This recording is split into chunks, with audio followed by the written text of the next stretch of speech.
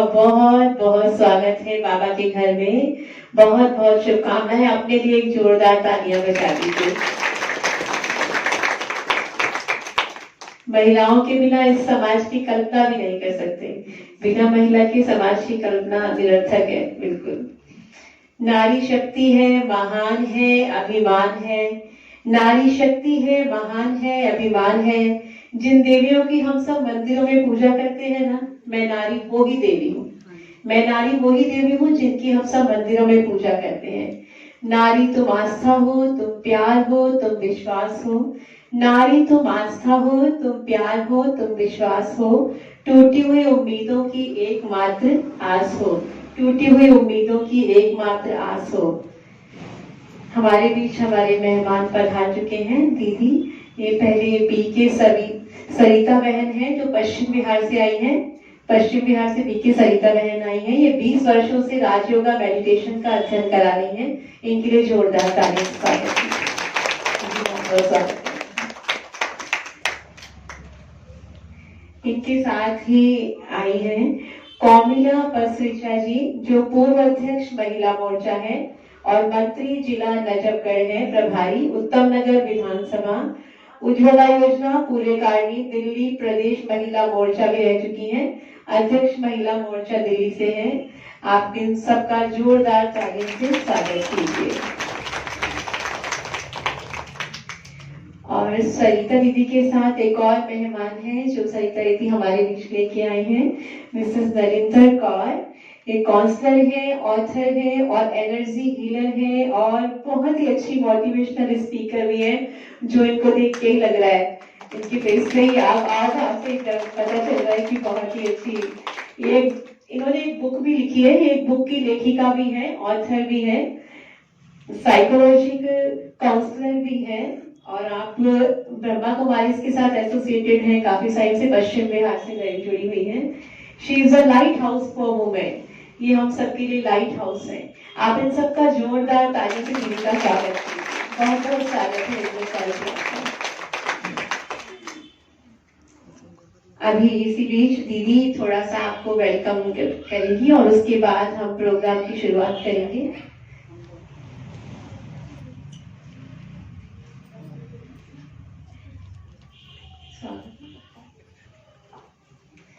अभी ये जितने हमारे मेहमान हमारे बीच आए हैं, हमारी दीदियां उन सबका स्वागत करेंगी और पुष्प गुच्छों से, तिलक से और बैज लगा के दीदी उनका स्वागत करेंगी। दीदी, मेरा अनुरोध है आपसे कि आप आइए और उनका स्वागत कीजिए। सभी जोरदार तालियों से स्वागत करते रहिए।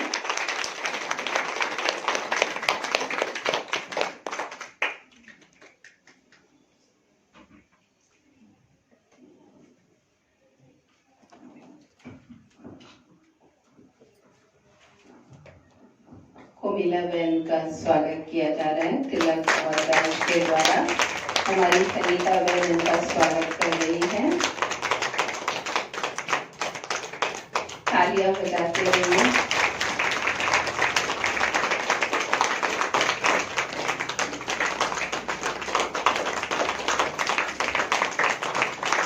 हमारी नरेंद्र कौर जी का भी स्वागत हो रहा है तिलक और बैज के द्वारा।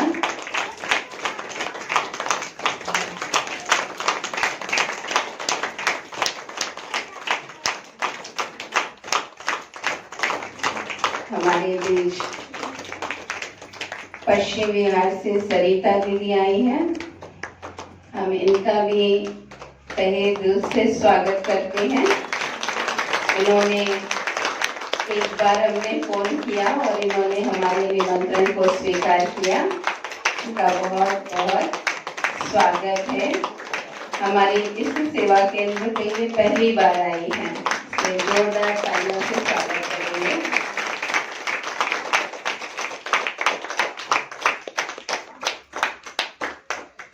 दीदी के स्वागत के लिए भी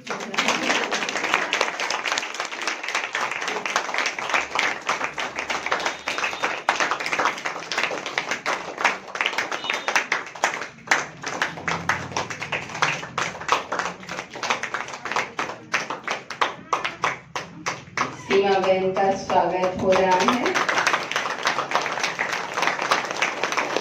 आपने देखा होगा इनकी वाणी कितनी मीठी है और बहुत ही अच्छा ये गीत भी गाती है। इनका बहुत स्वागत है।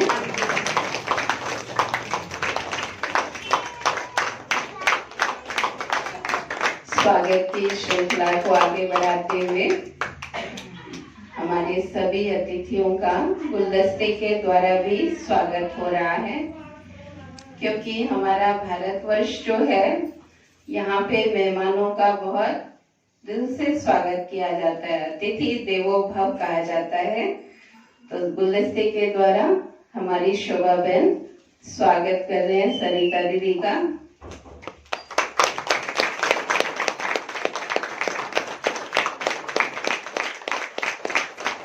बहन नरेंद्र कौर जी का स्वागत हो रहा है। कोमिला बहन,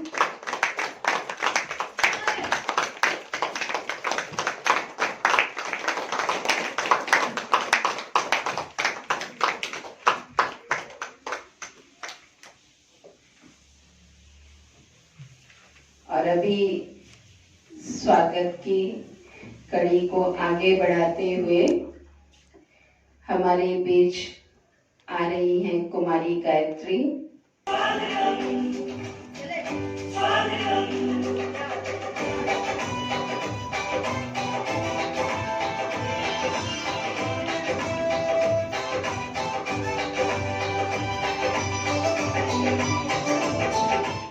आप आए धन्यवाद आपका, स्वागत करते हैं दिल से आपका, स्वागत करते हैं दिल से आपका, अभिनंदन करते हैं दिल से आपका।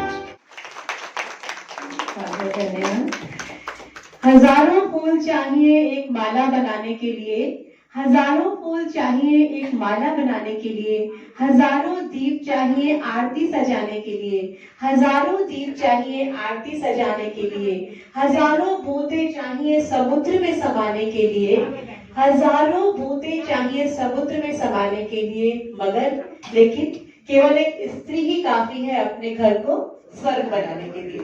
एक स्त्री ही काफी है अपने घर को स्वर्ग बनाने के लिए। ये दुनिया अगर गुलशन है, ये दुनिया अगर गुलशन है तो नारी उसका माली है। ये दुनिया अगर गुलशन है तो नारी उसका माली है। वो झुक जाए तो सीता है और अड़ जाए तो चंडी काली है। वो झुक जाए तो सीता है और अड़ जाए तो चंडी काली है। अभी हमारे बीच है सरिता बहन जो पश्चिम बिहार से आई हैं, वो हमें थोड़ा सा बताएंगी।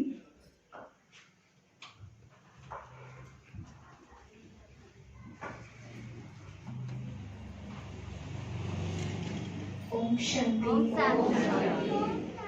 ओम शांति।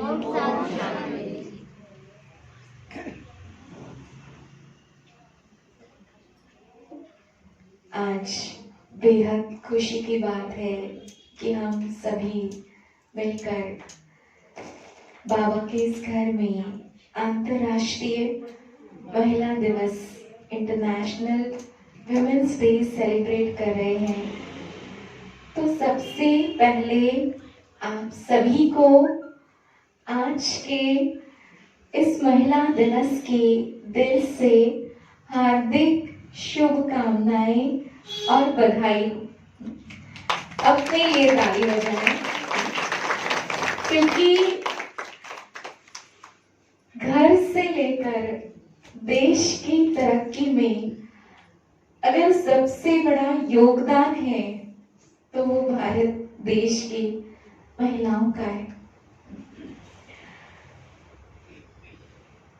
साल में एक बार महिला दिवस, विमेंस डे मनाते हैं, पर मुझे लगता है कि ये विमेंस डे तो हर दिन मनाना चाहिए, हर दिन होना चाहिए, क्योंकि एक दिन के लिए क्यों वो सम्मान जो 365 दिन साल के निरंतर कार्यरत रहती है अपने घर परिवार के लिए, समाज के लिए।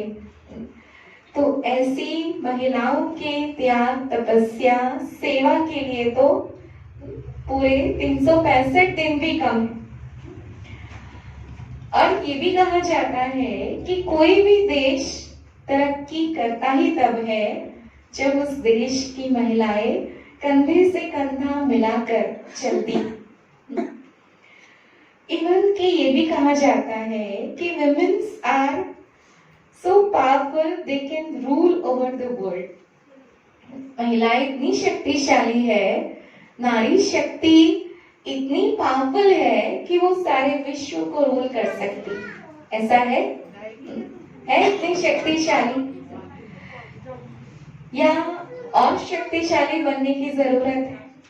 हम सुनते हैं विमेन एम्पावरमेंट, नारी सशक्तिकरण। नारी सशक्तिकरण हुआ पड़ा है या करने की जरूरत है? सब अपने आप को क्या समझते हैं? हम शक्तिशाली है या अभी बनने की जरूरत है? बहुत अच्छी बात है। यहाँ सब शक्तिशाली, शक्ति सेना बैठी हुई। और कितनी सुंदर बात है कि हम सबका भारत देश, हम सबके इस भारत देश की संस्कृति जो उच्च कोटि की थी, हमारा भारत देश जो विश्व का सिरमौर था। और सबसे सुंदर बात कि वो भारत देश जब सोने की चिड़िया कहलाया जाता था, वो नारी प्रधान संस्कृति जहां पर थी, जहां नारी को सम्मान, समभाव और सम्मान दिया जाता था। सिर्फ नारी को ही नहीं, एक दूसरे को भी दिल से सम्मान दिया जाता था। उस भारत देश में, उस समाज में सबसे पहले नारी के नाम से, जैसे पहले मिस्टर फिर मिसेस, लेकिन सतयुग में क्या था?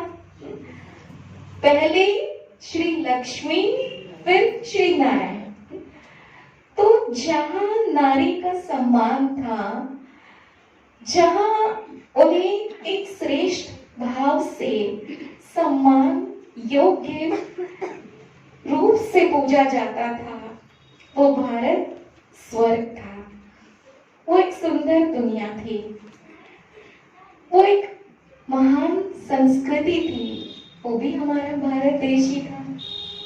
लेकिन जैसे समाज ने करवट बदली और नारी का तिरस्कार होने लगा द्वापर युग के बाद, जैसे हम सुनते आए, देखते आए कि चरित्रहीनता समाज में आई, जहां नारी का हनन होने लगा, पापाचार, भ्रष्टाचार बढ़ने लगा, तो ऐसे समय पर स्वयं पतित पावन परमात्मा, सबके उद्धार करने वाले वो सर्वशक्तिमान परमात्मा ने वो नारी शक्ति की आवाज सुनी और उनके दुखों को हरने के लिए साक्षात वो परम पिता परमात्मा इस संसार में अवतरित हुए और ब्रह्मा मुख कमल से उस परम शक्ति परमात्मा ने ज्ञान की गंगा बहाई और अपनी ज्ञान को इस धरती पर लाने के लिए, सारे विश्व में, इस संसार में ज्ञान की रोशनी लाने के लिए उसने निमित्त बनाया। तो किसको बनाया? नारी शक्ति को। तो ये तो बहुत ही गर्व की बात है, खुशी की बात है कि उस परम शक्ति ने ज्ञान का कलश रखा है। तो किस पर? नारी शक्ति पर।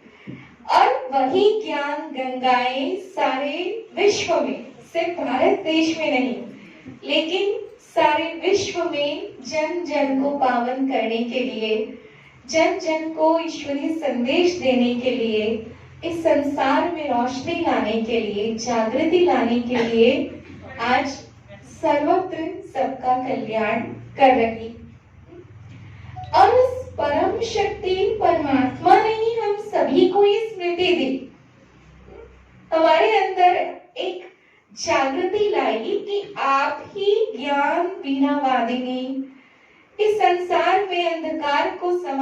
करने वाली, ज्ञान का प्रकाश फैलाने वाली मां सरस्वती स्वरूपा हो। आप ही असुरों का संहार करने वाली, इस संसार में आसुरी वृत्तियों को भस्म करने वाली मां दुर्गा स्वरूप शिव शक्ति हो। आप ही ज्ञान की शक्ति के द्वारा सारे संसार को जागृत करने वाली, सबकी ज्योति जगाने वाली नैना देवी हो। सबके अंदर एक चेतना जागृत करने वाली साक्षात चैतन्य देव मूर्तियां हो, शिव शक्तियां हो। तो कितनी सुंदर बात उस परम शक्ति परमात्मा ने हम सब के अंदर छिपी हुई उन शक्तियों को जगाया, और यही शिव शक्तियां ही क्या करने वाली है? ध्वज वाहिका बनकर एक नए स्वर्णिम भारत का निर्माण करने वाली। तो सबसे आश्चर्य की बात कि जब भगवान ने इस धरती पर अवतरित होकर नारी शक्ति को सम्मान दिया, इन शिव शक्तियों के सिर पे ज्ञान का कलश रखा और इन्हें सम्मान देकर इनके अंदर की सुषुप्त शक्तियों को जागृत किया, तो दुनिया ने भी क्या किया? जब से भगवान धरती पर आए, नारी शक्ति को आगे किया, तो दुनिया में भी बहनों को, माताओं को, कन्याओं को एजुकेशन की परमिशन मिल गई, है ना? एजुकेशन की फील्ड में। नहीं तो पहले का समाज जो एक पुरुष प्रधान संस्कृति वाला समाज, जिसने नारी को पैरों की जुत्ती समझा और नारी का तिरस्कार किया, जिनको सिर्फ एक घर संभालना, एक छोटे से घर को, बच्चों को संभालना सिर्फ यहाँ तक सीमित थे। लेकिन जब भगवान ने नारी शक्ति को आगे किया, तो दुनिया ने भी क्या किया? नारी शक्ति को पढ़ने के लिए, आगे बढ़ने के लिए प्रोत्साहित किया, है ना? एजुकेशन की फील्ड में अगर आज हम देखें तो कहीं कोई पीछे नहीं। पुरुषों के साथ कंधे से कंधा मिलाकर नारी शक्ति भी बहुत आगे बढ़ती जा रही है। एजुकेशन का फील्ड हो, चाहे मिलिट्री फोर्सेस हो, पायलट हो, या साइंटिस्ट हो, रिसर्चर हो, इंजीनियर हो, दुनिया का कोई भी क्षेत्र हो, लेकिन किसी भी क्षेत्र में आज नारी शक्ति कम नहीं है। हर क्षेत्र में वो बहुत आगे बढ़ चुकी, एजुकेशन के फील्ड में भी और दूसरे अनेक क्षेत्रों में भी। लेकिन मटेरियलिज्म अर्थात जब से दुनिया में भौतिकवाद आया, वेस्टर्न कल्चर को फॉलो करना शुरू किया, तो क्या हुआ? हम वो भी देखते हैं कि आज हम दुनिया में तरक्की तो बहुत देख रहे हैं। आज हम आईटी वर्ल्ड में हैं, कंप्यूटर एज में जी रहे हैं, साइंस एज में जी रहे हैं, लेकिन उसके साथ साथ इस मटेरियलिज्म ने क्या कर दिया? हमारी वैल्यूज को, मूल्यों की शक्ति से सामाजिक पतन हो। वैसे हमारा भारत देश आजाद हुए कितने साल हुए? हम क्या मना रहे हैं? आजादी का अमृत महोत्सव मना रहे हैं। तो हमारे भारत देश को आजाद हुए तो 75 वर्ष हुए, और स्वतंत्र भारत का उद्देश्य क्या था? कि हमारा स्वतंत्र भारत ऐसा भारत हो जहां न कोई जाति भेद हो, ना कोई रंग भेद हो, ना कोई वर्ण भेद हो, ना कोई लैंगिक मेल फीमेल, ना कोई इस तरह का भेद हो, इक्वालिटी हो, समभाव हो। मैं पुरुष हूँ, मैं नारी हूँ, मैं अबला हूँ, मैं सबला हूँ, कोई इस प्रकार का कोई भेद ना हो, ऐसा स्वतंत्र भारत देश हो। लेकिन हमने देखा भारत तो आजाद हो गया, लेकिन जो अंधकार है, निराशा है, वो तो आज फिर भी समाज में है। और वो क्यों है? क्योंकि जो अनैतिकता या मूल्यों का ह्रास हुआ।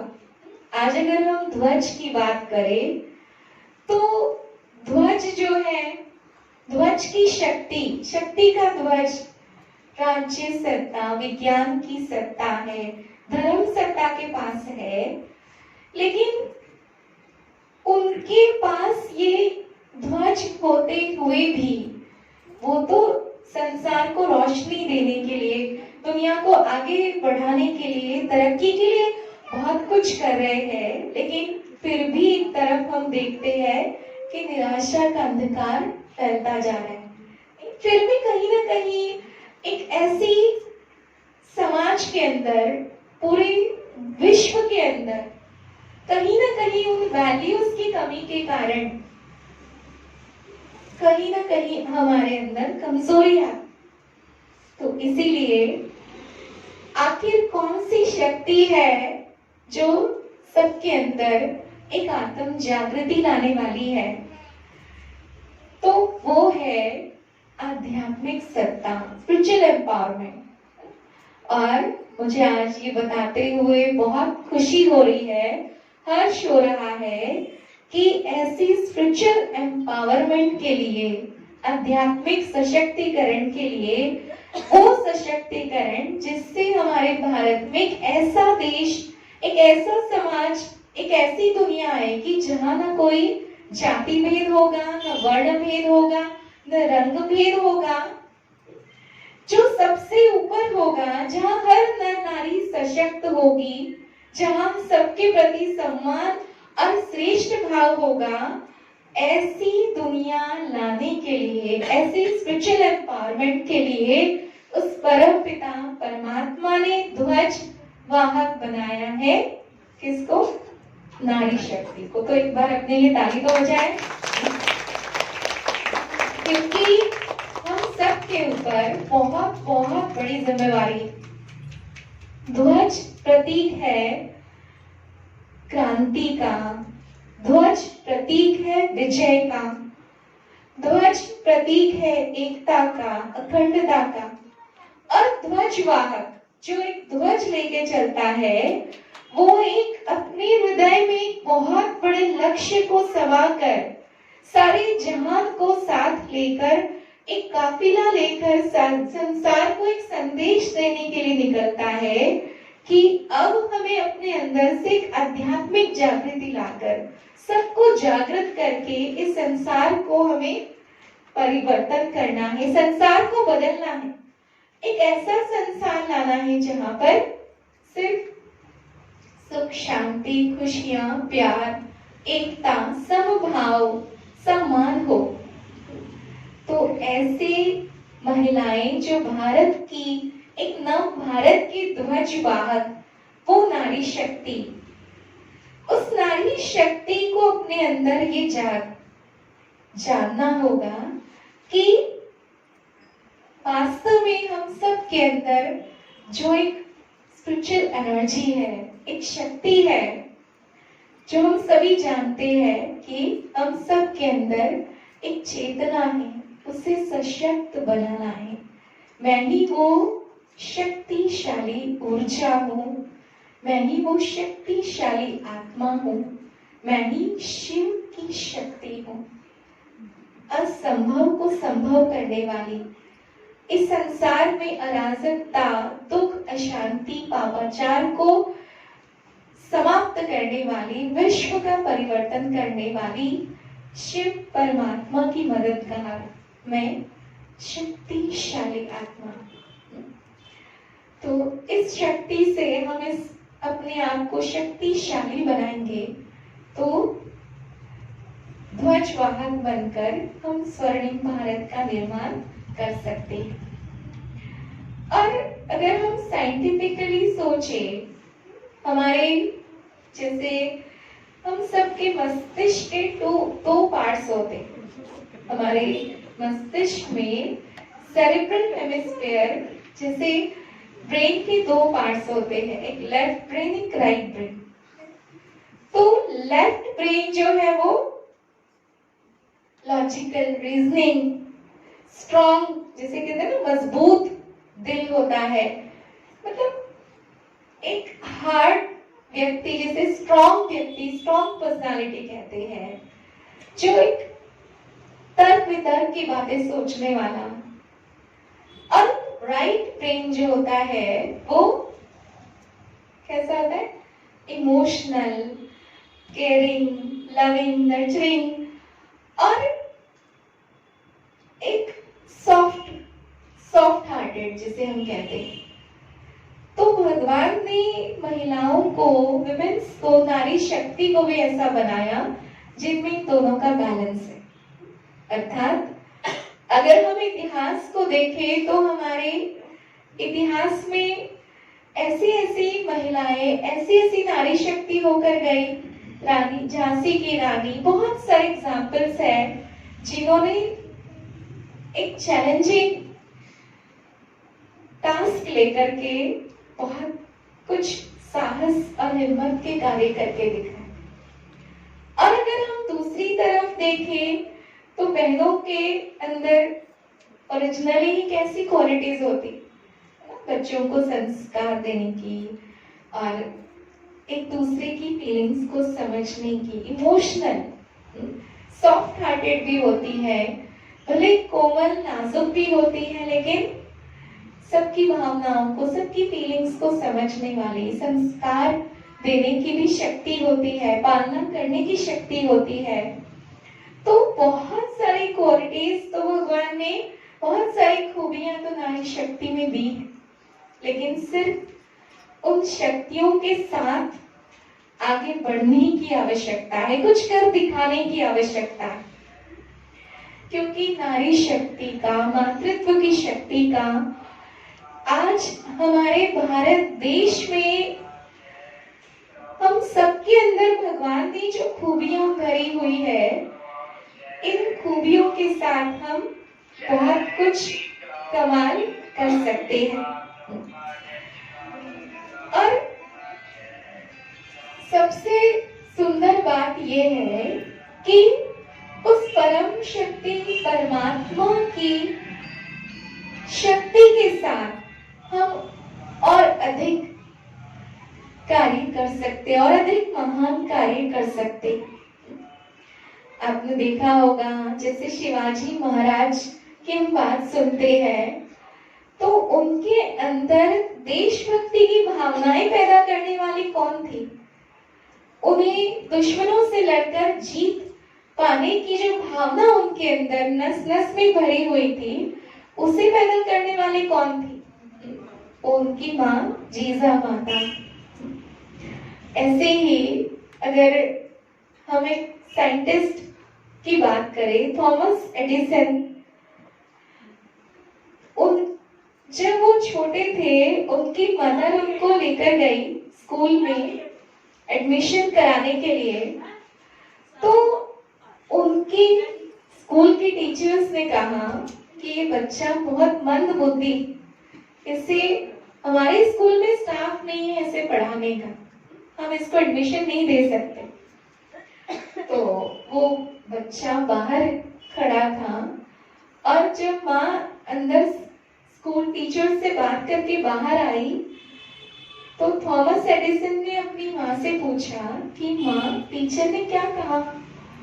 तो उनकी मदर ने कहा कि टीचर ने कहा कि बेटा तुम इतने इंटेलेक्चुअल हो, तुम इतने बुद्धिमान हो कि तुम्हें पढ़ाने के लिए उनके पास स्टाफ नहीं है। और आप देखेंगे कि उस बच्चे को माँ ने पढ़ाया, उसकी माँ ने पढ़ाया और वो क्या बन गया? तो माँ शब्द ही इतना सुंदर है, इतना प्यारा है संसार में। जैसे कहते हैं ना आसमां का अंत नहीं है, ऐसे ही माँ जो शब्द है, माँ के प्यार का भी अंत नहीं है। निस्वार्थ प्यार करने वाली भी दुनिया में कौन है? माँ। आज हम देखते हैं कि जो देवियां हैं, चाहे माँ सरस्वती, माँ दुर्गा, उन्हें भी क्या कहते हैं? माँ स्वरूपा कहते हैं। कोई कितना ही विद्वान पंडित आचार्य, कितना ही जैसे कितना ही घमंड हो अपनी एजुकेशन का, अपनी पढ़ाई का, लेकिन फिर भी विद्या ग्रहण करने से पहले वो अगर झुकता है तो वो किसके आगे? वो माँ सरस्वती के आगे।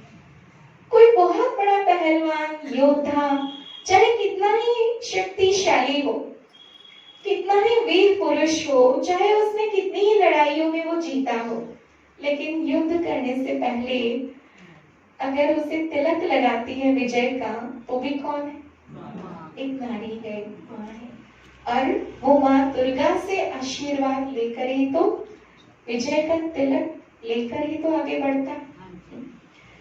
तो माँ शब्द में ही ऐसा जादू है, ऐसा प्यार छिपा हुआ है।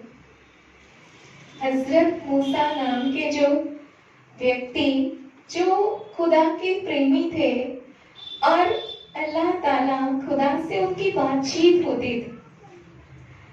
एक बार उन्होंने ऐसे ही कहा कि हे खुदा, मुझे ये तो बताओ कि जन्नत में मेरा साथी कौन होगा, मेरा पड़ोसी कौन होगा।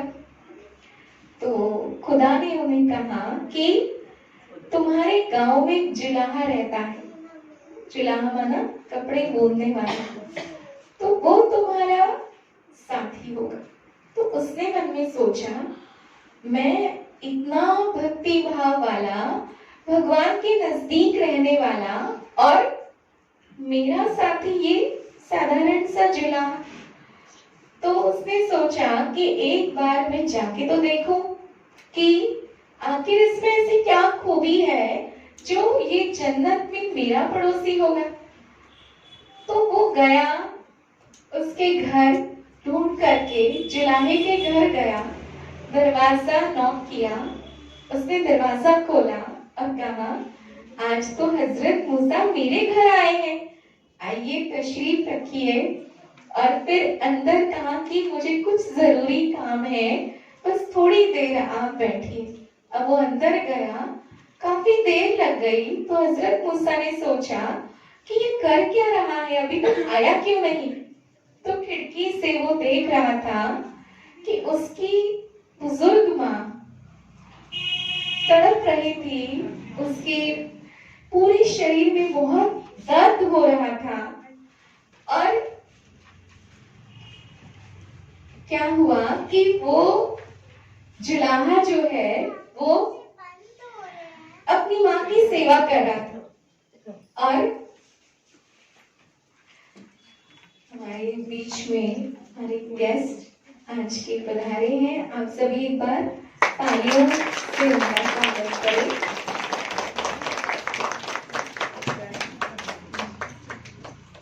तो हम बात कर रहे थे, वो जुलाहा जो था अपनी माँ की सेवा कर रहा था और बूंद बूंद दूध, कॉटन दूध में डुबो करके उस कॉटन की ड्रॉप से दूध अपनी माँ को पिला रहा था। तो ये इतना साधारण सा व्यक्ति, लेकिन कितनी प्यार से अपनी माँ की सेवा कर रहा है। और उसकी माँ जो बेड पे थी और अपने बच्चे को दुआ दे रही थी कि बेटा, मेरे दिल से तुम्हारे लिए इतनी दुआ है कि तुम हजरत मूसा के साथी बनो। तो माँ की दुआओं में इतनी ताकत थी, उसने सुन लिया बाहर बैठे हजरत मूसा ने भी कि इतनी ताकत होती है कि उसे इतना ऊंचा स्थान जन्नत में मिलने वाला था।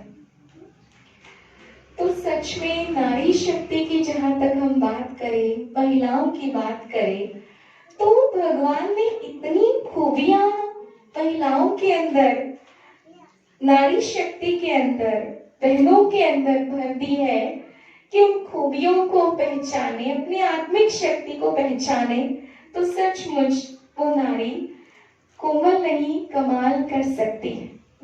एक छोटी सी बात मुझे याद आती है कि अभी अभी रिसेंटली 2 मास पहले की बात है, मैं एक बहन से मिली और वो बहन जो एक वुमेन क्लब की प्रेसिडेंट रही और यहाँ से भी कुछ समय से जुड़ी थी, तो अचानक मैंने देखा कि हमेशा इतनी एक्टिव रहने वाली, इतनी सेवाएं करने वाली, हर फील्ड में बढ़ चढ़कर आगे बढ़ने वाली और हमेशा मुस्कुराती रहने वाली, मैंने उनको देखा, उनके फेस को देखा तो बहुत उदास और निराश उनका फेस था।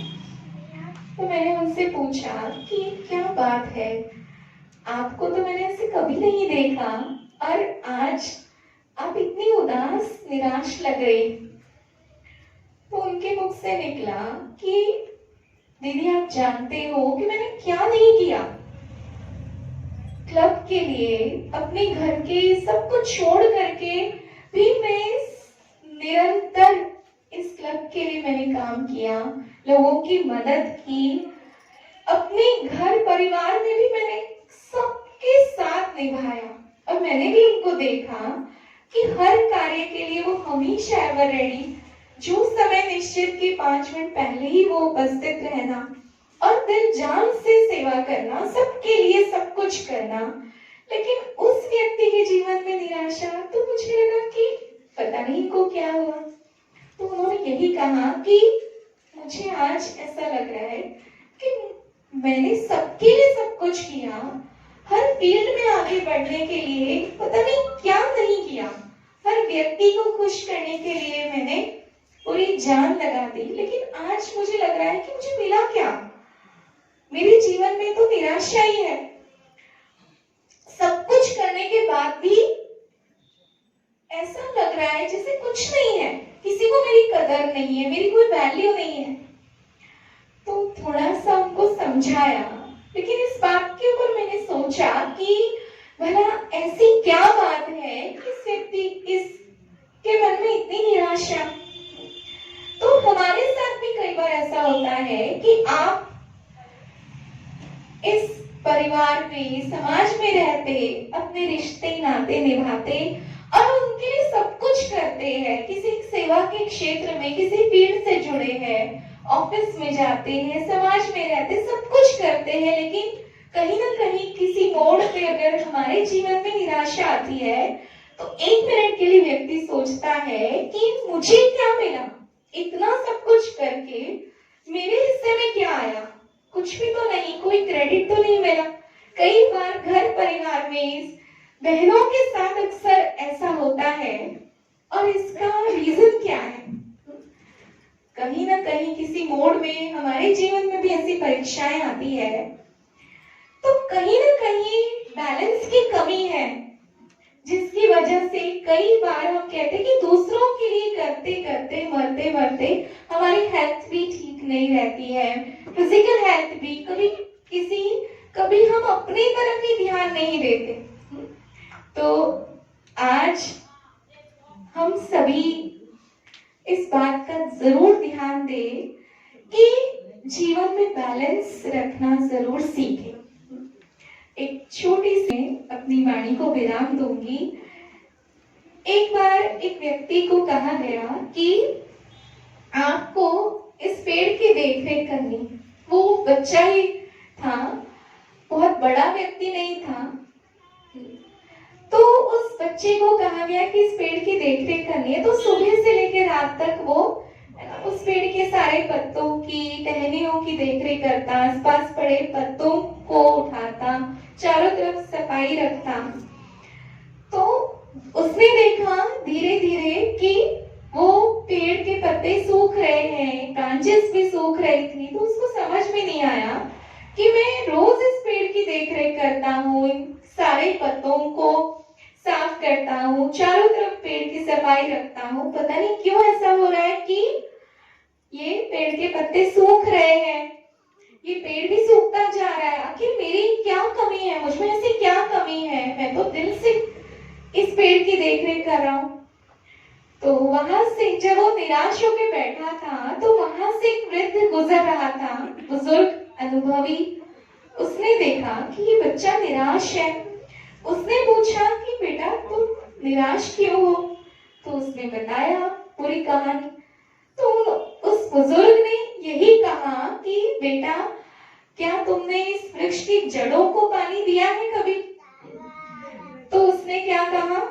कहता है जब से मुझे ये ड्यूटी मिली है इस पेड़ की देखरेख करने की, सुबह से रात तक इसके पत्तों को ठीक करते, इसके पूरे सराउंडिंग को सफाई करते, इस पेड़ की देखरेख करते, मुझे समय ही नहीं मिला कि मैं उसकी जड़ों में पानी दूं।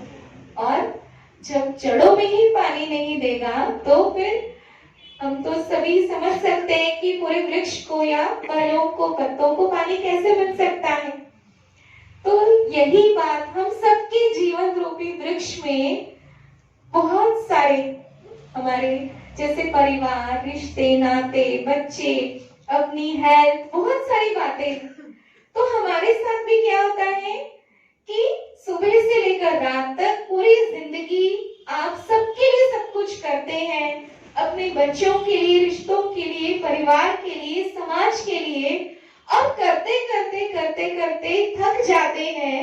एक को ठीक करते हैं, दूसरा खराब हो जाता, दूसरे को खुश करने की कोशिश करते, तीसरा उसकी कमी दिखाई देती है। तो ऐसे करते करते हम कहते हैं हमारी सारी जिंदगी बीत गई, हमने सबके लिए सब कुछ किया, लेकिन मुझे क्या मिला?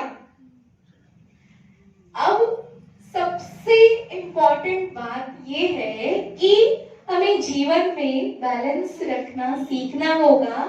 इस पूरे सृष्टि रूपी वृक्ष का बीज वो सर्वशक्तिमान परमपिता परमात्मा है, और हमारे जीवन रूपी वृक्ष का बीज इस शरीर को चलाने वाली वो चैतन्य शक्ति ज्योति बिंदु स्वरूप आत्मा है।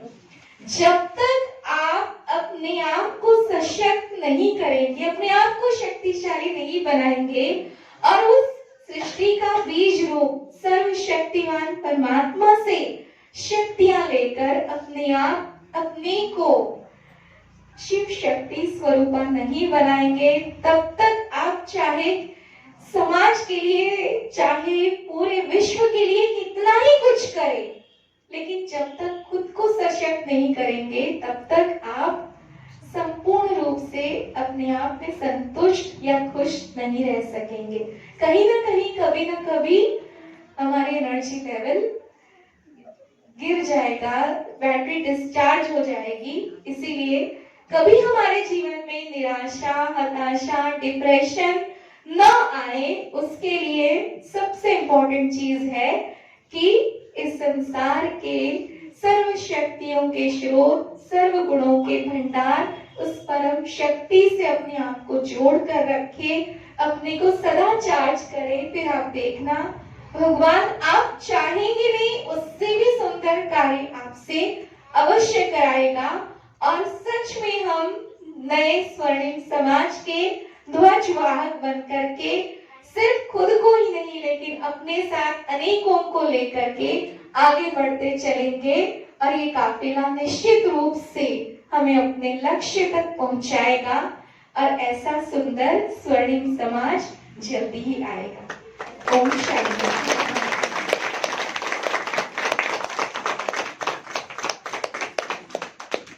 ओम शांति। बहुत बहुत धन्यवाद सरिता दीदी का, जो इतने सुंदर शब्दों में हमारे को बताया कि महिला सशक्त कैसे बन सकती है और नए भारत की ध्वजवाहक कैसे बन सकती बता चुकी हैं। तो मैं बहनों से अनुरोध करूंगी कि इनका भी इनके द्वारा स्वागत किया जाए।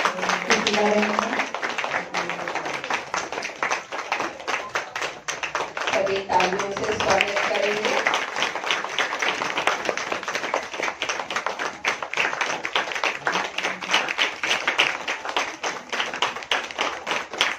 आज कितना सुंदर समागम है, इतनी सारी महिलाएं सशक्तिकरण करने के लिए परमात्मा के घर में पहुंची हैं, तो अवश्य वो सशक्त होकर ही जाएंगी। और कहते हैं स्वामी विवेकानंद जी ने कहा कि किसी भी राष्ट्र की प्रगति का सर्वोत्तम थर्मामीटर वहाँ की नारी की स्थिति को देखकर पता चलता है कि वो देश कितनी प्रगति कर रहा है। तो हम देखते हैं नारी का की बहुत अहम अहम भूमिका है परिवार में, समाज में, राष्ट्र में, विश्व को श्रेष्ठ बनाने में। तो नारी जब सो जाती है तो कहते हैं सारा संसार सो जाता है, लेकिन जब नारी जाग जाती है, नारी में नव चेतना जागृत होती है, तो सारे संसार में जागृति आ जाती है। तो एक महिला जो परिवार की एक इकाई है, वो इस परिवार को सुसंस्कृत करने में, श्रेष्ठ संस्कार देने में, उन्नति को आगे बढ़ाने में सबसे अहम भूमिका निभाती है। इसलिए एक ताली अपने लिए जरूर बजाएं। अभी मैं माइक सीमा बहन को देती हूँ। महिमा अपरंपार, नारी तू शिव शक्ति है, तेरी महिमा अपरंपार। नर भी तुझको शीश झुकाकर करते नमन हजार, नर भी तुझको शीश झुकाकर करते नमन हजार।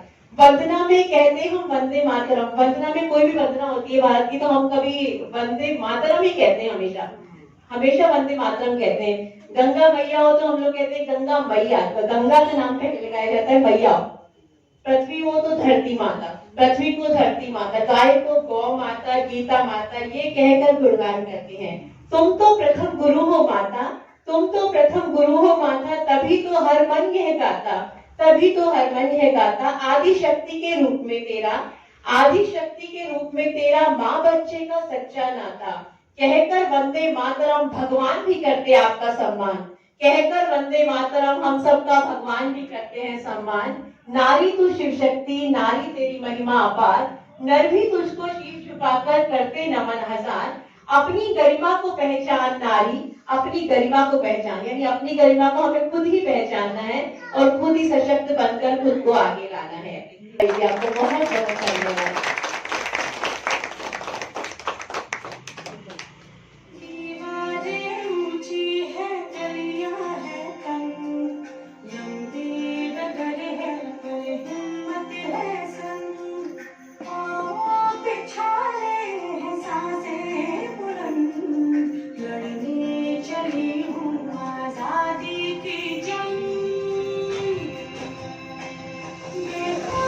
तालियां बजाते रहिए।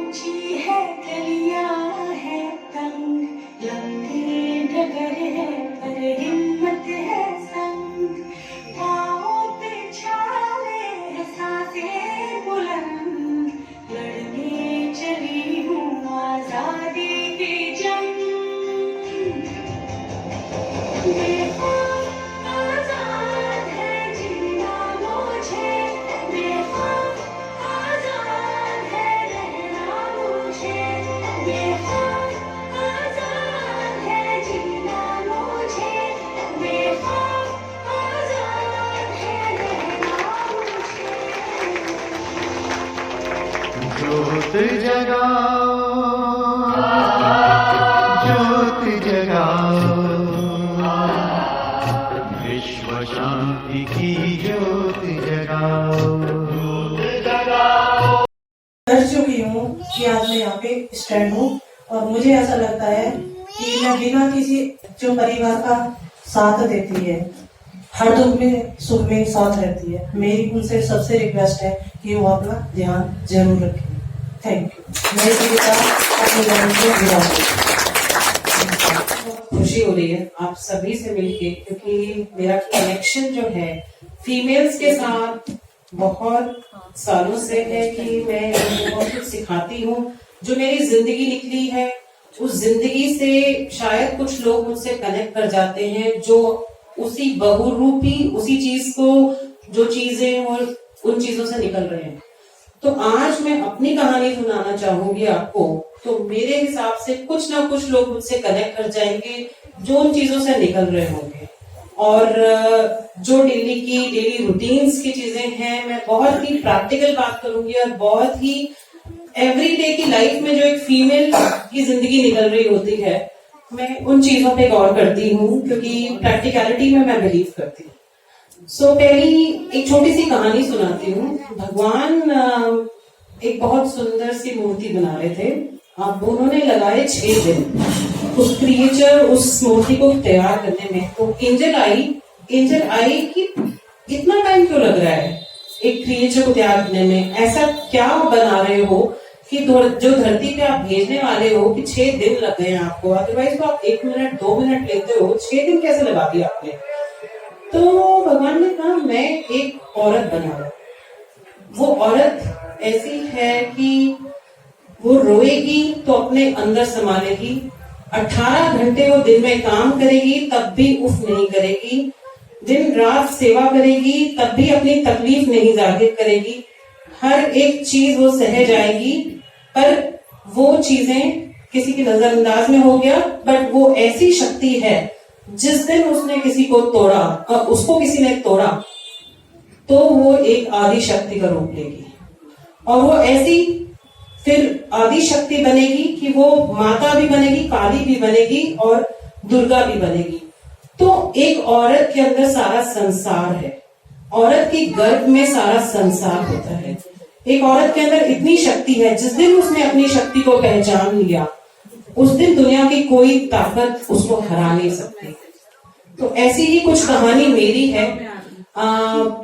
मेरे को बचपन से मेरे माँ बाप ने हम लोग 2 बहनें हैं, तो हमारी शिक्षा बहुत अच्छी हुई, बहुत अच्छी पढ़ाई लिखाई की। 6ठी क्लास से मेट्रो में लोकल रेल में जाती थी स्कूल में, क्योंकि वहां से स्कूल बहुत दूर था और लोकल बस नहीं थी। सो स्कूल जाने पे आने पे रिक्शा करना, सब इंडिपेंडेंट लाइफ मैंने जी की। 6ठी क्लास से लड़की को एक इंडिपेंडेंट बनाया गया, क्योंकि हमारे समाज में, इंडिया में इनइक्वालिटी बहुत है। 140th नंबर है इंडिया में, इंडिया का जेंडर गैप में। तो मेरे स्कूल से डिस्टेंस काफी ज्यादा था। गई, पढ़ाई लिखाई करी, MBA करा, MA करा, सब कुछ करा, डिग्रीज कर ली। अब बात आई शादी की, IAS की तैयारी कर रही थी। अब एज हो रही है, सोसाइटी क्या बोलेगी, बात सोसाइटी की आ जाती है। यहाँ पे बात आती है कि दुनिया क्या कहेगी। हम तो घर में हैं, पर दुनिया के डर से हम लोग शादी कर लेते हैं, बट ये नहीं सोचते कि शायद हमारी भी अपनी जिंदगी है, हम अपनी खुद की जिंदगी के बारे में कभी सोच सकते हैं। तो माँ बाप ने लड़का ढूंढा, शादी कर ली। अब शादी के पहले की जिंदगी एक औरत की, जो अपने पेरेंट्स के घर पली बड़ी, अच्छी खासी खाया पिया और एक अच्छी जिंदगी जी रही, जिसने अपने सपने बनाए थे कि अच्छी जिंदगी होगी, उसका उल्टा मिला। ऐसी जिंदगी मिली जो कभी सोची नहीं, कि हर चीज पे रोक टोक, क्या पहनना है, क्या खाना है, क्या कपड़े पहनने हैं, बाहर जाना है, नहीं जाना है, किससे बात करनी है, नहीं करनी। ऐसी जिंदगी मिली जो कि कभी मैंने सोची नहीं थी। 15 साल में कम से कम मैं 50 बार अपने घर वापस आई, अपने माँ बाप के।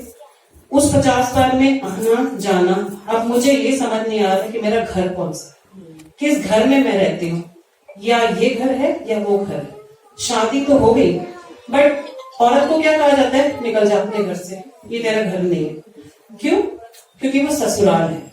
अब वो ससुराल का जब टैगलाइन लग जाता है एक औरत के ऊपर, क्या वो ये सोच सकती है कि ससुराल ही मेरा घर है या मेरा अपना घर मेरा घर था?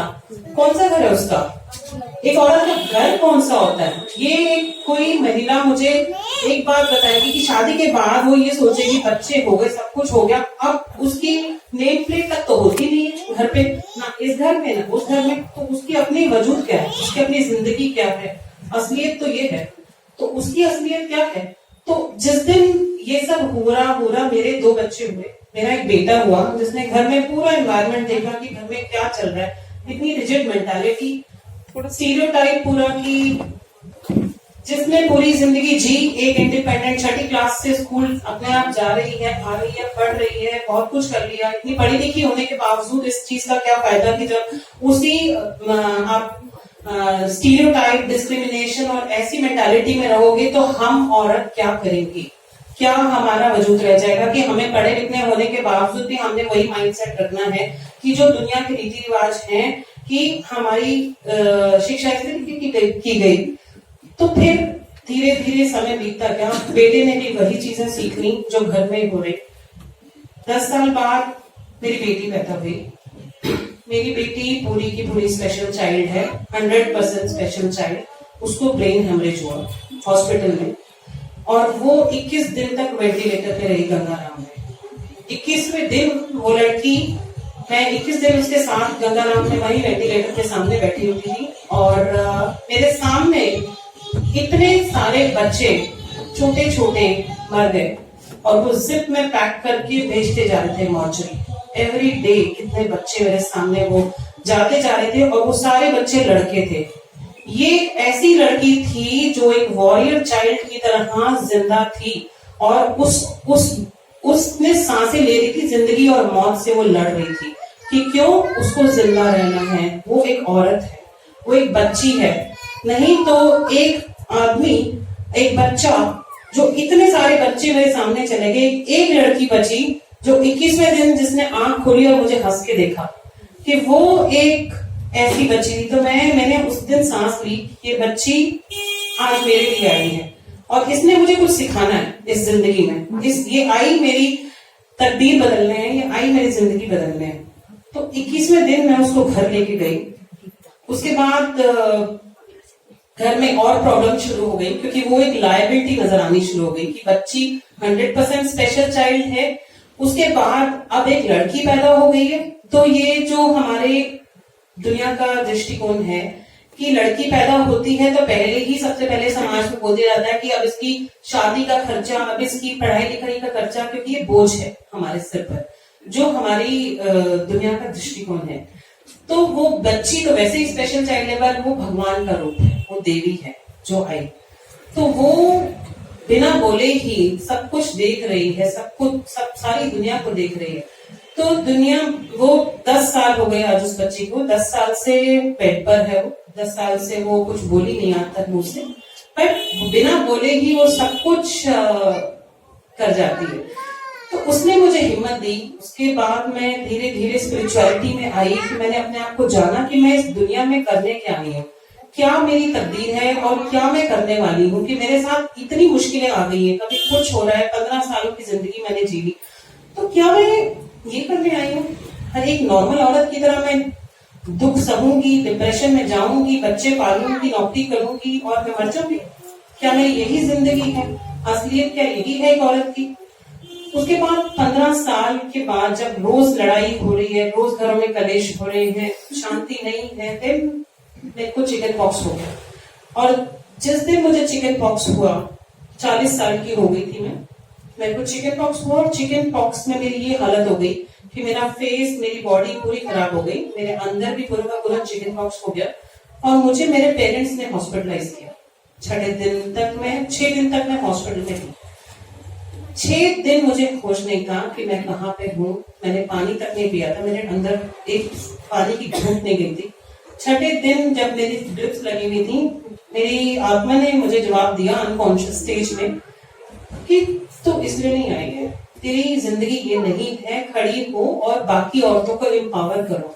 कि ये जिंदगी ऐसी जिंदगी से बदतर नरक की जिंदगी नहीं होती है, कि जिस जिंदगी में तुम जी रही हो, रोज की रोज लड़ाइयां, रोज ये पढ़े लिखे होने के बावजूद अगर आप उसी समाज में उसी तरीके से अपनी शक्ति को नहीं पहचान रहे हो, तो ऐसी जिंदगी बदतर, इससे बदतर जिंदगी नहीं हो सकती। और ऊपर से एक स्पेशल चाइल्ड जिसकी आप दिन रात सेवा कर रहे हो। मेरे माँ बाप उसकी दिन में सेवा करते हैं, मैं उसकी रात में करती हूँ, क्योंकि वो रात में बोल नहीं सकती, उसको सीजर्स आते हैं, उसको हैमरेज है, तो वो जो दौरा पड़ता है उसमें कुछ भी हो सकता है, तो कई बार मेरे को हॉस्पिटल लेके जाना पड़ता है उसको। तो वो 15 साल छठे दिन जब मैंने हॉस्पिटल में ये बोला कि अब बस इसके बाद अब और नहीं, अब मैं यहाँ से अपनी जिंदगी जीऊंगी।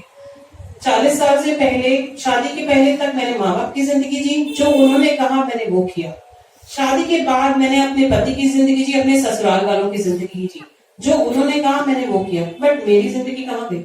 मैंने कब बोला? कब मैंने अपनी जिंदगी, कब ने अपनी सांस कब ली? कब मैंने अपने मन की सोची? कब मैंने अपने लिए कुछ लिया?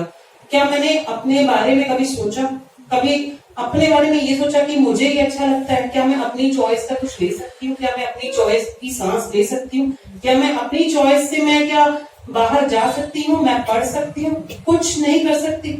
तो उस दिन मैंने जब ये एहसास किया कि ये जिंदगी मेरी है और ये मुझे जीनी है, जितनी मेरी बची हुई जिंदगी है, जिंदगी मैं अपने हिसाब से जीऊंगी, अपनी ही तरीके से, तौर तरीके से जीऊंगी, और मेरी वैल्यूज होंगी, मेरी डिग्निटी होगी, उसी बाउंड्रीज के साथ मैं अपनी जिंदगी जीऊंगी। उस दिन मैंने फैसला लिया कि मैं अपनी जिंदगी अपने कंट्रोल में लूंगी।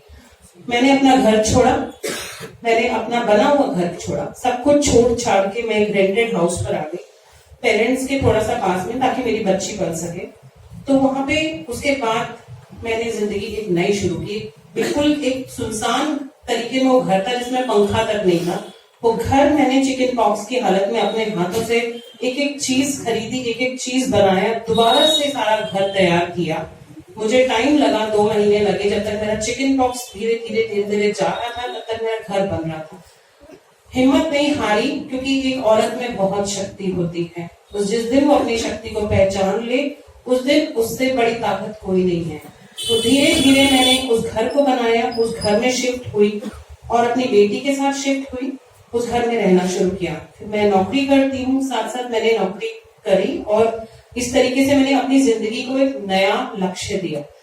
उसके बाद मैंने धीरे धीरे दुनिया की सारी जितनी बड़ी बड़ी हस्तियां हैं, औरतें हैं इंटरनेशनल लेवल पे, ऑस्ट्रेलिया, यूएस, इन लोगों से मैंने फेसबुक के थ्रू कनेक्ट किया, फेसबुक ग्रुप बनाया, मैंने शोज करने शुरू किए अपने ही प्लेटफॉर्म पे, यूट्यूब पे, और बहुत सारी फॉरनर्स के साथ मैंने कनेक्ट करके उनको अपने शो पर लाई, उनकी स्टोरीज मैंने सुनी, उनकी स्टोरीज मैंने दुनिया में रखी और बहुत सारी चीजें, बहुत सारे वेबिनार्स किए, बहुत सारी अचीवमेंट्स की। फिर धीरे धीरे 1 साल लगा मुझे इन चीजों को करने में। फिर मुझे नेशनल अचीवर्स अवार्ड फ्रॉम आत्मनिर्भर भारत मिला और उसके बाद मैंने international achievers award to stop domestic violence, क्योंकि जो डोमेस्टिक वायलेंस है एक बहुत बड़ा हमारे समाज में टैबू है, जो बहुत ही अलग अलग तरीके में होता है कि ये जो अब्यूजिव चीजें आ जाती हैं, जब टॉक्सिसिटी बढ़ जाती है और वायलेंस बढ़ जाती है, तो औरत को पता नहीं चलता कि वो मैनिपुलेट कैसे होती जा रही है, किस तरीके से उसको घुमाया जा रहा है, क्या उसको, क्योंकि हमारे ब्रेन में तो फीडेड है ऑलरेडी कि ये हमारा ही काम है, इसे हमें ऐसे ही करना है। तो उस तरीके से धीरे धीरे चीजें मैंने रेज करी कि कैसे हमें समाज में किस तरीके से औरत को आगे बढ़ना है। और वुमेन पावर इन्फ्लुएंसर का अवार्ड मिला मुझे बॉम्बे स्टॉक एक्सचेंज से उसके बाद। एंड उसके बाद मैंने एक किताब लिखी, the phoenix from ashes to rebirth. Phoenix एक चिड़िया होती है जो अरेबियन डेजर्ट में पाई जाती है, जो अपने ही राख से पैदा होकर दोबारा से रिजुवेनेट होती है, दोबारा जन्म लेती है, वो पुनर्जन्म लेती है। तो ये एक जन्म है जो वो पुनर्जन्म हुआ मेरा, जिस हॉस्पिटल से मैं दोबारा से उसका जन्म हुआ मेरा। तो उसी जिंदगी को मैंने अपने हिसाब से मोल्ड किया और अपनी ही जिंदगी को अपने हाथों से, अपनी तकदीर को अपने हाथों से बदला कि ये जिंदगी तो मेरी जितनी साल निकल गई, बट अब मैं अपनी जिंदगी क्या ले सकती हूँ, किस तरीके से मैं और लोगों की हेल्प कर सकती हूँ, किस तरीके से मैं समाज में इतनी सारी महिलाएं हैं जो डिप्रेशन में है, जो एंजाइटी में है, जो परेशान है, कि अपने छोटी चीजों में परेशान घूम रही हैं, क्या इससे बड़ा हम कुछ और देख सकते हैं? क्या वो छोटी चीजों को हम ठीक कर सकते हैं? तो वो हमारे अंदर ही है कि वो ठीक हमें ही करना है। तो मैंने ये जर्नी अपनी किताब लिखी और किताब का लॉन्च हुआ मेरा दिल्ली में ही। उसके बाद काफी लोग आए उसमें किताब के बारे में मैंने पैशन लिखा कि पैशन क्या होता है, स्पिरिचुअलिटी क्या होती है, मिशन क्या होता है लाइफ में, एक औरत क्या चाहती है, औरत की जिम्मेदारी की बातें तो बहुत लंबी चौड़ी आती हैं किताबों में, बट औरत के भी अपना वजूद है, औरत की भी अपनी जिंदगी है। क्या वो औरत कुछ मांग सकती है अपने आप से? वो अपनी जिंदगी मांग सकती है? तो इस तरीके से मैंने उस किताब में सब कुछ पिरोया। और मैं एक लाइफ कोच हूँ जो हेल्प करती हूँ, वुमेन की भी करती हूँ, मेन की भी करती हूँ। अभी मेन बहुत सारे मेरे पास, इनफैक्ट मेरी स्टोरी सुन के बहुत इंस्पायर हो गए हैं, बहुत एडिक्शन के केसेस मेरे पास आए। तो इस तरीके से मैंने वुमेन एम्पावरमेंट को बहुत आगे बढ़ाया। प्लस काउंसलिंग मैं करती हूँ ताकि जो वुमेन अपनी प्रॉब्लम से घिरी हुई है, बच्चों के साथ प्रॉब्लम है, घर में प्रॉब्लम है, बट एटलीस्ट क्या वो मेंटल पीस के साथ क्या वो सोच सकती है? बिकॉज ये जो प्रॉब्लम्स होती है ना, इसके साथ अपॉर्चुनिटी भी आती है। तो प्रॉब्लम्स पे अगर फोकस कर लिया तो अपॉर्चुनिटी हमें नजर नहीं आने वाली। तो क्यों ना हम उन्हीं प्रॉब्लम्स के बीच में से क्या अपॉर्चुनिटी ढूंढ सकते हैं? क्या वो अपॉर्चुनिटी को हासिल करके क्या हम कुछ अपनी जिंदगी बदल सकते हैं? तो उस तरीके से मैंने अपनी जिंदगी को शुरुआत किया। एंड अपॉर्चुनिटीज को ग्रैब करना आप ही के हाथ में है, कोई और आपको नहीं सिखाने वाला। अदरवाइज ये जिंदगी ऐसे ही निकल जाएगी। और दिन पर दिन हम लोगों को कभी कुछ हो रहा है, कभी कुछ हो रहा है, कोई तकलीफ हो रही है, पर वो तकलीफ की जो मर्ज की दवा है ना, वो आप ही के पास है। कोई मर्द आके उसको नहीं आपको सिखाने वाला कि भैया ये ले ले। थोड़ी सी तकलीफ आपको बता देगा, बट वो 2 दिन बाद आपको कहेगा ये तो ऐसी होती रहती है, इसके घर में तो ये, इसके साथ तो यही प्रॉब्लम है, ये अपनी दर्द लेके बैठी होती है तो ये होती है। ये एक प्रैक्टिकल बात है जो कि 2 दिन का रोना होता है, तीसरे दिन कोई नहीं सुनेगा। तो आप अपना ध्यान खुद रखिए, आप अपनी केयर खुद रखिए और अपने आप को टाइम दीजिए। अपने आप को टाइम नहीं देंगे तो आपकी जिंदगी जो है वैसे ही निकल जाएगी। क्योंकि अपनी केयर करना, अपने आप के बारे में जानना, अपनी आपको शक्ति को पहचानना, वो आप ही के हाथ में है। सो आज का टॉपिक जो है फ्रॉम इंटरनेशनल वुमेन है break the bias, gender equality. तो जेंडर इक्वालिटी की अगर मैं बात करती हूँ तो वुमेन तो ताकतवर तो है ही है, बट समाज में ये एक जो ब्रेन में, ये माइंड में वायर्ड है ना ये चीज कि ये फीमेल का काम है, ये मेल का काम है, ये जेंडर ने डिसाइड किया है। ये एक भगवान ने नहीं डिसाइड किया था कि ये औरत ये काम करेगी, ये मेल ये काम करेगा। तो औरत और जो मेल एंड फीमेल का जो काम जो डिसाइड हुआ है, ये सोसाइटी ने डिसाइड किया है। तो ये सोसाइटी जो बनी है हम लोगों की बनी हुई है। अगर हम खुद अपने आप को पहचान लें और अगर हम खुद अपने ही घर में शुरुआत करें तो ये जो मूवमेंट है, मी टू मूवमेंट, ये जो मूवमेंट है ये तभी आगे बढ़ेगा जब आप अपने घर में ठीक करोगे। अदरवाइज क्या होगा कि हम आज सुन लिया, कल इंस्पायर हो गए, परसों फिर से वहीं के वहीं हैं। अगर हमारे अंदर 1% भी चेंज आ जाता है उस मूवमेंट को लेके कि हम मिल बांट के काम कर सकते हैं। मैंने आज ही मेरे सुबह एक इवेंट था तो मैं एक वीडियो दिखा रही थी कि रोज बोला जाता है चाय बना दे, तो वो माँ बेटा बैठे हुए हैं, बहू को बोला चाय बना दे, तो चाय नहीं बनाई, उसने बर्तन फेंकने शुरू कर दिए। तो क्या हुआ कि अब माँ कहती फोन लगा, चल फोन लगा, इसकी बाप को फोन लगा, माँ को फोन लगा। तो कहता नहीं रुक जाओ अभी बना देगी, कहते चाय बना दो। तो फिर क्या हुआ, वो अपने कमरे में गई, मेकअप वेकअप कर रही, बैठी, उसके बाद धीरे धीरे कहते चाय बना दो। उसने एक और चीजें फेंकनी शुरू कर दी गुस्से में। उसके बाद जाके सोफे पे बैठ गई। अब वो कहती है तू फोन लगा रहा है कि नहीं लगा रहा? तो कहते नहीं मैं बनाता हूँ चाय, मैं बनाता हूँ। ठीक है, तो वो गया चाय बनाने, चाय बनाए, सास आई, दोनों की ऑलरेडी मिली भगत थी कि आज हस्बैंड को तंग करना। सास आई, कहती है चाय तो ये बना रहे, अब क्या करवाना है इससे, बता क्या करना है। सो वो आया, चाय बना के लेके आया। तो उसकी माँ ने कहा चाय तो अच्छी बना ली, अब पूड़ियां भी तल दे। तो वो ही वाज लाइक, उसने देखना शुरू किया कि ये मुझसे कैसे काम करवा रहे हैं, कि पूड़ियां मैं तलूं या हलवा बना लूं, ये ज्यादा तो नहीं हो जाएगा। तो क्या पूड़ियां बनाना या हलवा तलना कि एक औरत का काम है, या डायपर चेंज करना कि एक औरत का काम है? क्या वो एक आदमी नहीं कर सकता? कर सकता है ना। तो ये चीजें जो छोटी छोटी चीजें हैं, क्या हम मिल बांट के अगर काम कर लें तो क्या हमारा रिलेशन अच्छा नहीं हो जाएगा? या क्या हमारे घर में एक अच्छी सी एक हैप्पीनेस नहीं आ जाएगी, औरत के चेहरे पे खुशी नहीं आ जाएगी? सो ये चीजें हैं जो प्रैक्टिकल लाइफ में मैटर करती हैं, जो हमारे ही घर से शुरू होती हैं और हमारे ही घर में खत्म होती हैं।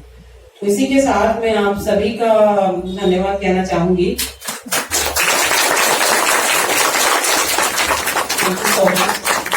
तो मेरी स्टोरी से, मेरी चीजों से आपको थोड़ा सा लगा होगा कि ये चीजें अगर हम अपने घर में शुरू करें तो उससे बहुत ही हमें फायदा होने वाला है। Thank you. बहुत बहुत धन्यवाद। आपने बहुत ही मोटिवेशनल चीजें हमको बताई।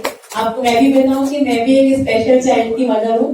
मेरा भी चाइल्ड स्पेशल है और 18 इयर्स ओल्ड है, सर्वल पल्स की है।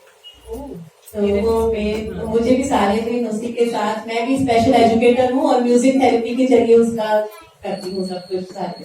मैं म्यूजिक थेरेपिस्ट भी हूँ और स्पेशल एजुकेटर भी उसी का। तो मैं इस संस्था से जुड़ी हुई हूँ पिछले 19 वर्ष से। पिछले 19 वर्षों से मैं इस संस्था से जुड़ी हूँ। उसी वजह से मैं उसकी सेवा इतने अच्छे से कर पा रही हूँ। सब जानते हैं सेक्टर में।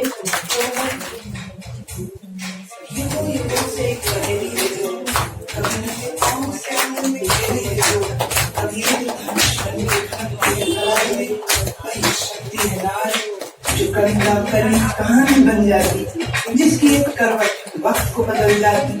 तो क्या मैं सबसे पहले आप सभी को आज महिला दिवस की बहुत बहुत शुभकामनाएं देती हूँ। मंच पे आसीन सभी दीदी को बहुत बहुत शुभकामनाएं। जैसे कि दोनों मेरे बड़े, मेरे से सीनियर्स भी हैं, दीदी हैं, और उन्होंने इतनी अच्छी अच्छी बातें रखी हैं कि उनके आगे मेरे शब्द मेरे पास नहीं है बोलने के लिए। बस इतना कहना चाहूंगी कि महिला अगर दूसरी महिला का सम्मान करेगी तो किसी भी घर में कलेश नहीं होगा। वो सास जो पहले बहू बन करके आई थी वो आज सास है, और अगर जो बेटी आज बहू बनी है तो वो पहले उसकी भी जो सास है वो माँ भी थी। अगर उसको अपनी माँ जैसा रखेगी तो घर में कलेश नहीं होगा, और सास अगर बहू को बेटी जैसा रखेगी तो कलेश नहीं होगा। और बेटियां जो हम लोग आज कहते हैं कि बेटियां होनी जैसे पाप है, ऐसा नहीं है। मैं दीदी को बोल रही थी कि मेरी और आपकी स्टोरी कुछ कुछ मिलती है। कांता आंटी जानती हैं, मेरे पास भी 2 बेटियां हैं। मेरे घर वाले भी नहीं चाहते थे कि बेटियां हों, लेकिन मैं जिद करके लेकर आई। मेरे ससुर साहब ने तो ये कह दिया था कि बेटी नहीं आनी चाहिए, तो मैंने उनको कहा था कि पापा आपके अंदर शक्ति है तो आप रोक के दिखा दो, मेरे अंदर मेरी माँ की शक्ति है, मैं बेटी ला करके दिखाऊं। और आज मेरी 2 बेटियां हैं और मैं हमेशा कहती हूँ कि वो मेरी सिक्योरिटी है। बेटे सिक्योरिटी नहीं होते, शायद वो कहते ना बेटा मिलता है भाग्य से और बेटियां मिलती है सौभाग्य से। तो हमारे सौभाग्य है कि हमारे पास में बेटियां हैं, तो उन बेटियों को उड़ने दो, इनके पंख फैलने दो। जितना ये फैलेंगी उड़ेंगी उतनी अच्छी उड़ान भरेंगी। तो बेटियों को सशक्तिकरण करने का आज सबसे अच्छा हमें प्लेटफॉर्म मिला हुआ है। और मैं जानती हूँ और शायद आप भी कहीं ना कहीं ये देखते हैं कि वुमेन्स डे जो आज अगर आप देखेंगे ना तो 2014 से पहले वुमेन्स डे नहीं मनाया जाता था। शायद किसी को याद भी नहीं होगा महिला दिवस। तो ये देखिए हमारे प्रधानमंत्री मोदी जी ने जब से वो आए और उन्होंने महिलाओं का कितना मान सम्मान करते हुए उनके हर कार्यक्रम को इतने अच्छे से आयोजित करते हैं कि महिलाओं को भी लगता है कि हम कुछ हैं।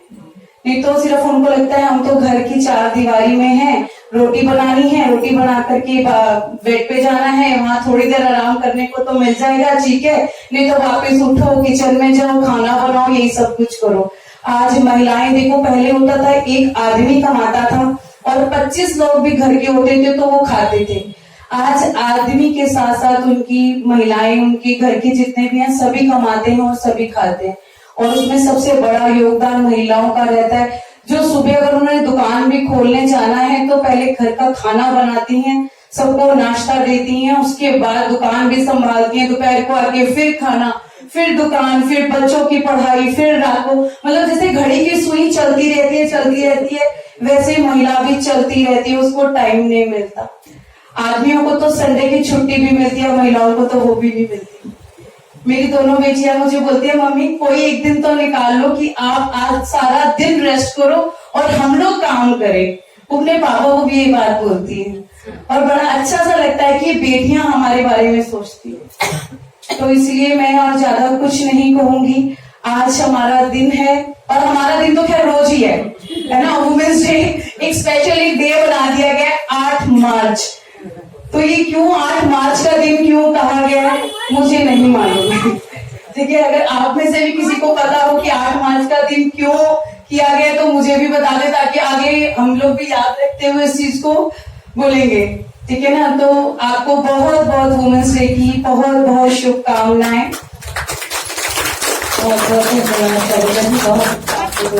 आपकी बेटियां, ये बहुत अच्छी बात है। सच में बेटियां ही माँ की चिंता करती है, बेटियां बहुत चिंता करती हैं। आपने बताया ना, वो पापा से भी कहती हैं, तो ये चिंता बेटियां ही कर सकती है। जिस घर की बेटियां होती है वो सच में सौभाग्यवान होते हैं।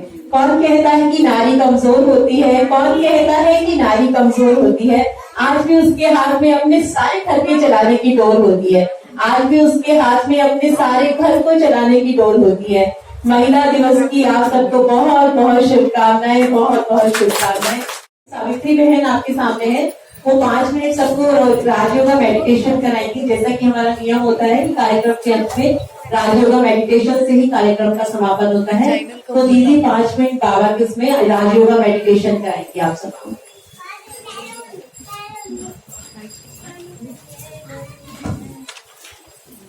ओम शांति। सीढ़ी उतरते उतरते अगर हम एक स्टेप चूक जाते हैं तो हम कहते हैं हमारा ध्यान ही नहीं था। अगर स्कूल में टीचर पढ़ा रहे हैं और विद्यार्थी इधर उधर देखने लगता है तो टीचर कहता है अरे तुम्हारा ध्यान किधर है। तो ऐसे हम कई बार ध्यान शब्द का प्रयोग करते हैं। तो मेडिटेशन को भी ध्यान कहा गया है, और मेडिटेशन लैटिन में मैट्री से निकला है, जिसका मतलब होता है हील करना। तो हमको जब कोई बीमारी होती है तो हम दवा लेते हैं हीलिंग के लिए, लेकिन मन पर, अंतरात्मा पर कई ऐसे घाव हैं जिन्हें हील करने का कार्य मेडिटेशन करता है। तो अभी हम कुछ क्षणों के लिए मेडिटेशन का अभ्यास करेंगे। तो आप सभी अलर्ट होकर बैठिए।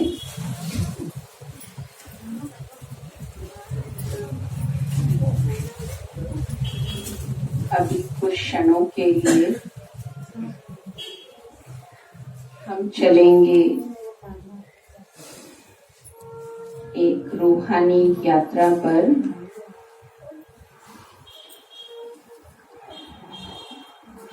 अपने उस पिता परमात्मा से मिलन मनाने, संबंधों को निभाते निभाते इतना व्यस्त हो गए कि स्वयं को देखना ही भूल गए। अब हमें स्वयं की पहचान मिली। मैं एक आत्मा हूँ।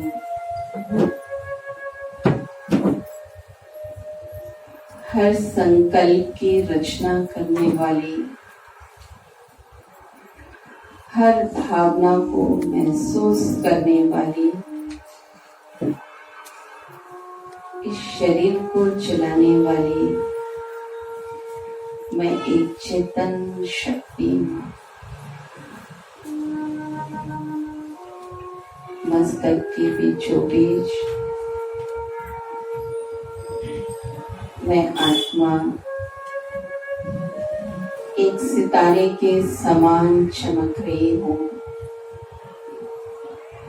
देखिए स्वयं को, मस्तक के बीच आत्मा चमक रही है। ये मैं हूँ, यही मेरा असली स्वरूप। मैं आत्मा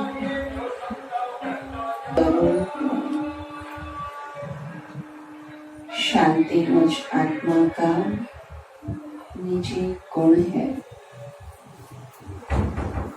मुझसे शांति के प्रकंपन निकलकर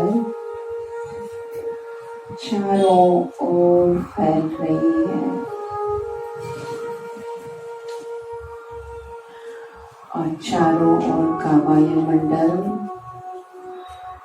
धीरे धीरे शांत होने लगा है। मेरे पिता परमात्मा शांति के सागर हैं।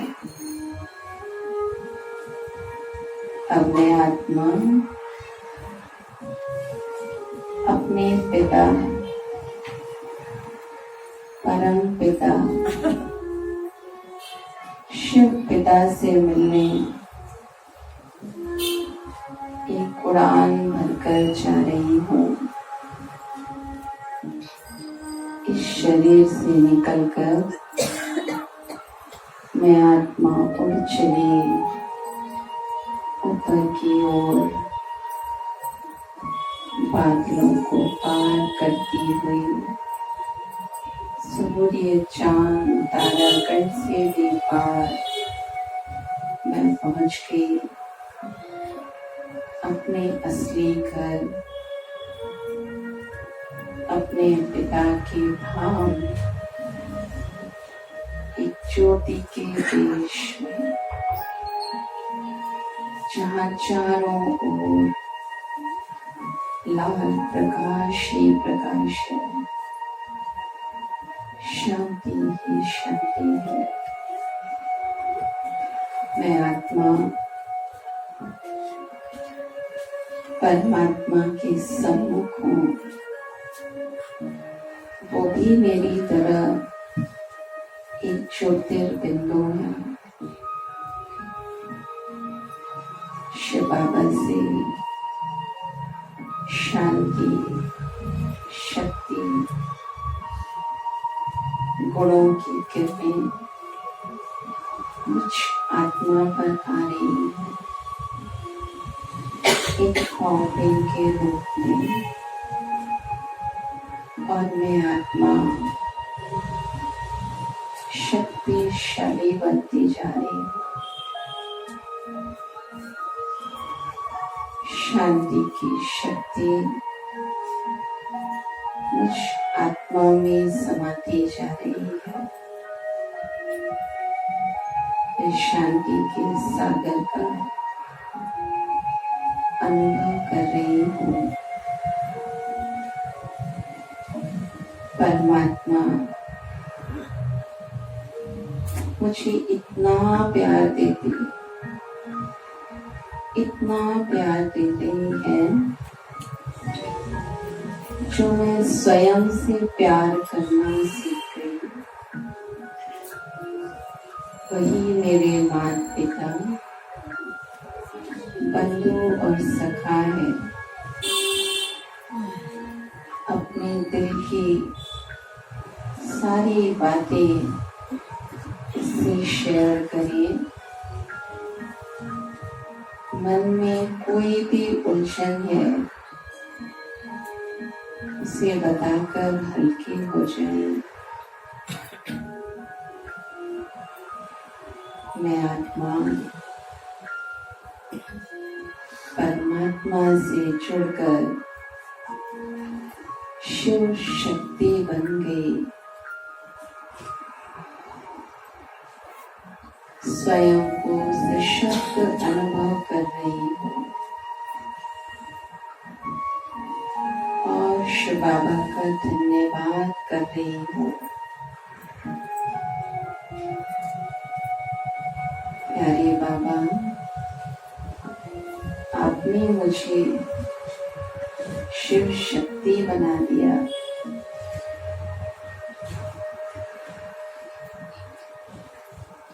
सर्व गुणों का, सर्व शक्तियों का अनुभव कर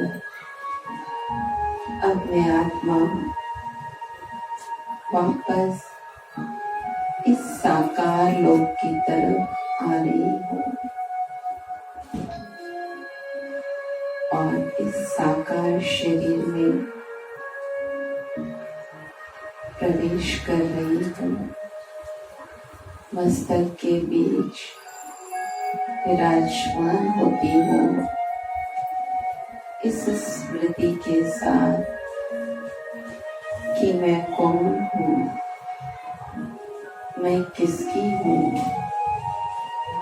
और अब मुझे क्या करना है।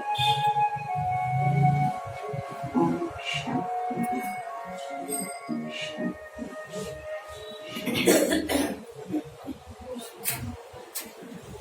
बहुत बहुत धन्यवाद हमारी आदरणीय सावित्री बहन जी का।